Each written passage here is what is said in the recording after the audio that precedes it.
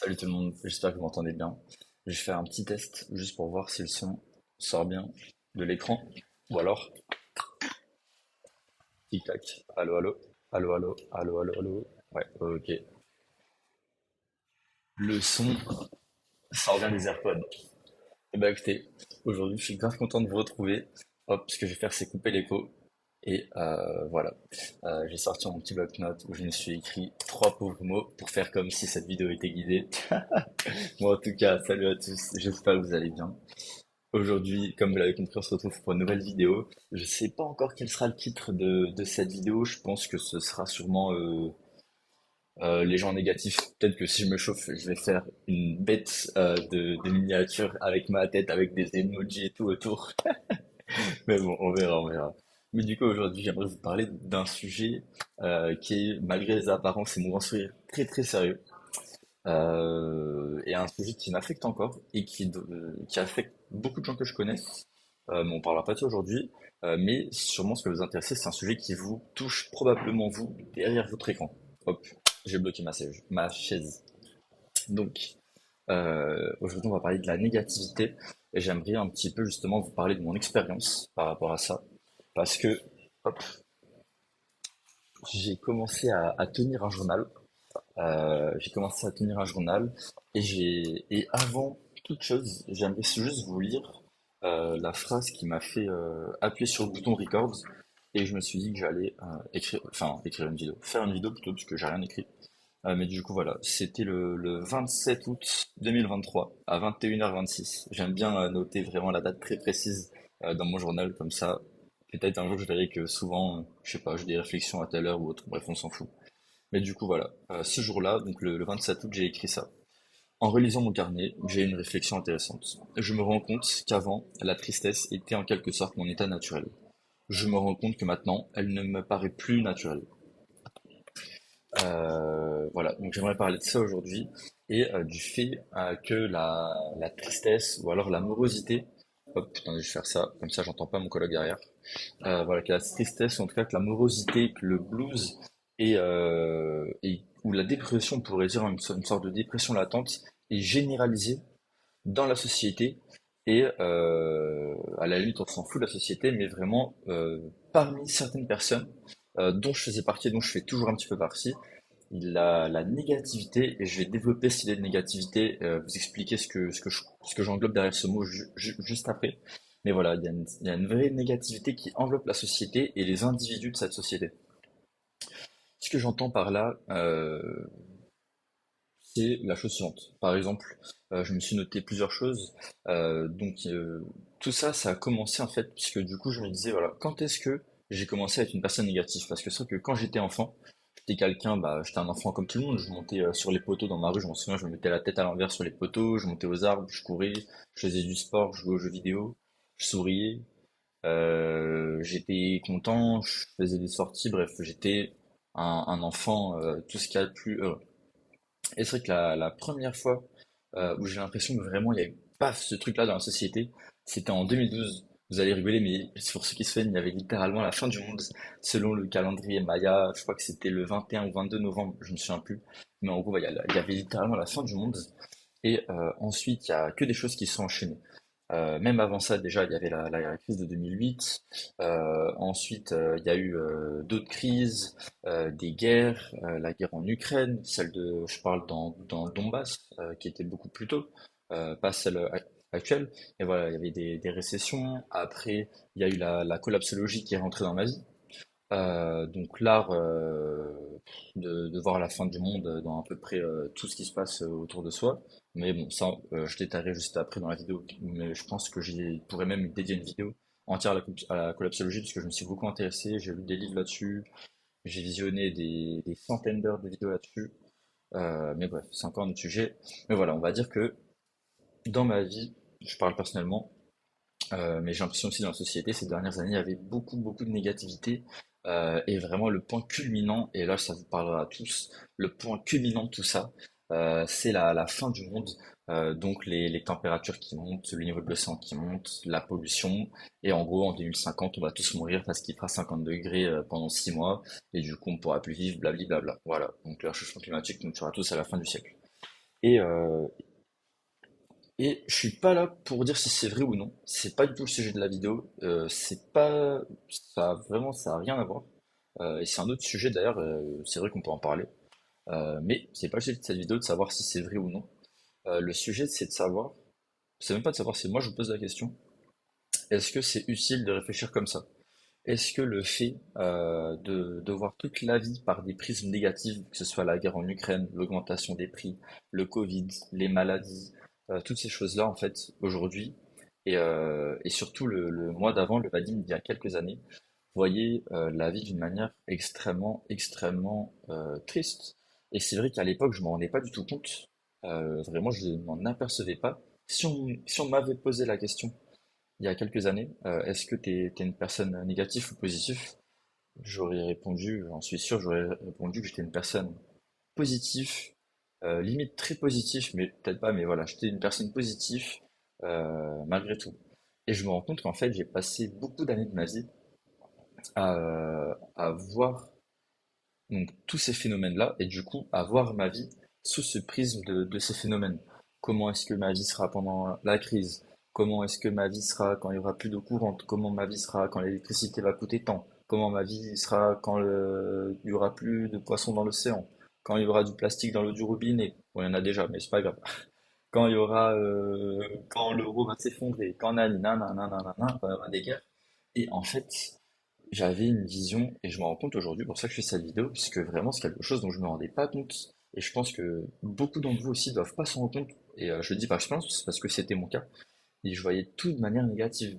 Et forcément, ben, quand on est bombardé de mauvaises nouvelles en permanence, qu'on envisage que sa vie au travers de mauvaises nouvelles, qu'on se place que par rapport à des éléments négatifs. Est-ce que je pourrais vivre dans telle région du monde en 2050? Est-ce que si je veux voyager, c'est pas le moment de le faire parce qu'ensuite ce sera plus possible pour telle ou telle raison qui sont peut-être valides, hein. C'est pas la question une fois de plus. Le but de cette vidéo, c'est pas de dire que tout est beau. Mais sincèrement, c'est pas une manière d'avancer. C'est pas comme ça qu'on peut aller de l'avant. Et je me rends compte aujourd'hui, c'est-à-dire que la négativité, c'est pas une force. Enfin, c'est pour ça que je fais cette vidéo, c'est pour en parler. Donc, si dans les commentaires vous avez un autre avis, n'hésitez pas à le dire. Ou même si vraiment il y en a qui se chauffent, faites des vidéos réponses ou envoyez-moi des mails ou quoi que ce soit. Mais voir la vie d'une manière aussi négative, ça mène à rien de positif en fait. Et le but de cette vidéo, une fois de plus, c'est pas de vous dire qu'il faut tout voir positivement, que la vie c'est que du positif, plus égale plus, je sais pas quoi. C'est pas ça. Euh, mais sincèrement, voir que des aspects négatifs comme ça, moi j'ai l'impression que ça m'a vraiment plombé mon, mon moral, et j'allais dire ma vie. Mais c'est vrai que ce serait peut-être abusé de dire ça. Mais ça m'a plombé, sans même que je me rende compte pendant plusieurs années, pendant de très nombreuses années. Et ça par rapport à plein de sujets. Par rapport à la politique, par rapport vraiment à tout. Et le fait d'envisager la vie ou la société que par rapport à, comment dire, en partant d'un angle négatif, j'espère que je m'exprime bien. Oui, bah apparemment non, parce que du coup j'arrive pas à dire le mot. Mais voilà, voir que la vie. Est-ce que j'ai pas trop une tête d'œuf là quand je m'attache les cheveux, putain. Wesh, ouais, je suis narcissique. Y a quoi alors? Je vais pas au barbeur pour que je fasse des vidéos et qu'on me dise que je ressemble à GMK. Ok, mais du coup, voilà. Voir la vie de côté négatif comme je le faisais par le passé, j'ai l'impression que ça m'a vraiment bouffé la vie. Et putain, je me suis curieux en pleine vidéo. Ça se voit, j'ai pas l'habitude de faire des vidéos. Mais c'est vrai que c'est quelque chose de vraiment négatif qui a joué sur moi. Et c'est en partie pour ça que je suis parti de la France. Parce que oui, bienvenue pour ceux qui connaissent, enfin qui découvrent la chaîne avec cette vidéo. En ce moment, je suis au Portugal. D'ailleurs, il y a le drapeau juste ici, avec mes grandes box, mais là, on voit que le bas du drapeau. Mais c'est vrai que c'est quelque chose qui a beaucoup joué sur moi. Et j'ai dû, comment dire, m'en détacher, j'ai dû sortir de cette condition-là, justement, de ce conditionnement pour m'en rendre compte. Et la première chose que j'ai fait en arrivant au Portugal, c'est me couper, entre guillemets, des informations. C'est-à-dire que j'ai désinstallé Instagram, j'ai désinstallé Telegram, je demandais pas d'informations. Alors j'en avais, hein, je vivais pas dans une bulle. S'il y avait des choses graves qui se passaient, j'étais au courant. Et j'étais au courant quand même des enjeux qu'il y a en France, des élections, de tout ça. Mais c'est pas quelque chose que je cherchais activement à connaître. Mais comme vous en doutez, on peut pas échapper à la réalité et c'est pas le but de la manœuvre d'être complètement déconnecté, mais juste de vraiment limiter l'impact que ça pouvait avoir sur moi.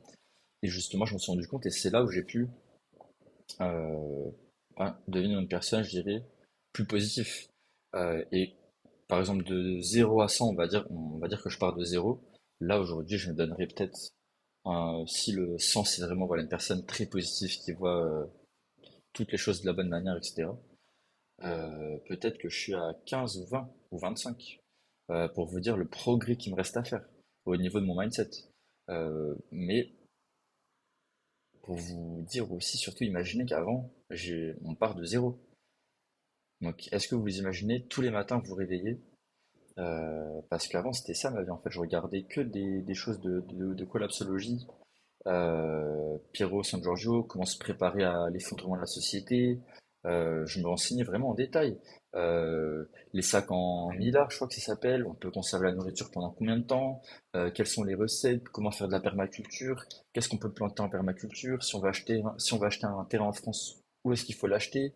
Par rapport à quels critères? Des points d'eau, la qualité de l'eau, comment filtrer son eau? Avec quoi filtrer son eau?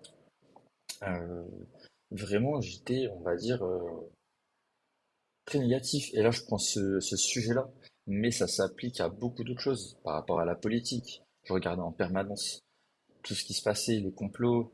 Et une fois de plus, je dis pas que c'est vrai ou que c'est pas vrai. Même là, j'aurais tendance plus à dire que c'est vrai.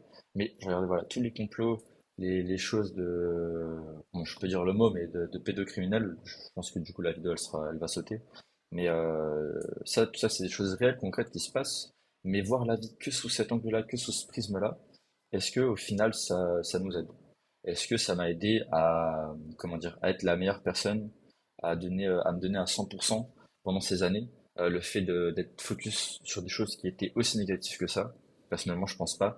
Et avec du recul, j'aurais tendance à dire que non. Et je suis sûr que plus je vais grandir, plus je vais, comment dire, avancer dans le temps et développer justement cette capacité à, comment dire, à réfléchir à mes choix et à mes actions que j'ai pu faire par le passé, je pense que en tendant dans cette direction-là, je vais de plus en plus penser comme ça et me dire que il n'y a aucun intérêt à voir la vie euh, sous cet angle négatif. Et du coup, je voulais faire cette vidéo aujourd'hui vraiment pour vous le dire parce que c'est quelque chose qui allait jusqu'à dans la musique que j'écoutais. J'écoutais Lil Peep, XXXTentacion, Juice WRLD, Suicide Boys. Euh, J'étais vraiment une personne qui était, quand on y réfléchit, profondément négatif sur énormément de sujets, sur les relations humaines, que ce soit en amour ou en amitié, sur, enfin, vous voyez, c'est déjà ça englobe énormément de choses. Personne qui écoute de la musique négative, qui envisage toutes les relations, comment dire, humaines, toutes les interactions humaines sur leur jour négatif, etc. Forcément, comme vous l'imaginez, ça a des impacts dans tous les aspects de la vie de cette personne-là. Mais à l'époque, je me rendais pas compte. J'étais vraiment euh, abstrait.